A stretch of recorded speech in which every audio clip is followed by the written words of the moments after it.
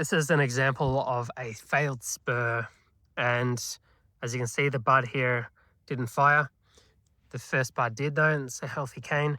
Now, if we wanted to do an inversion in our bud orientation in our spur position, we could. It'd be there and there, but it sets us quite a way out, and it puts us quite a way close to that top wire, which is just there.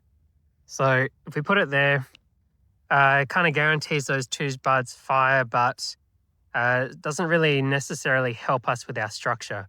You can imagine if you did this a few times, very quickly, would you invert and you would kind of hit the top wire, and you would have to basically rebuild and take a spur from lower down once a water chute formed. So this is an example of where if this bud didn't fire here, you can simply wrap this cane down. That allows sap flow to be pulled through to this cane.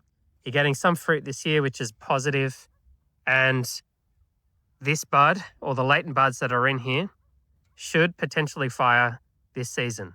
Now, depending on your vineyard, your vigor, and a few other situations, this might not always go. So the idea is basically that you continue to wrap down a cane from here. So you chase a cane from here every year, or you eventually have to spur prune it until a water chute from this section fires. Now, a water chute might also fire lower down the trunk, which might be better. And in that case, you can start a new renewal point, removing this arm with a few safe return cuts. But if you don't have that opportunity, the way to avoid having to do an inversion here and extending your branching position is by wrapping this down and waiting for this latent bud in there to shoot.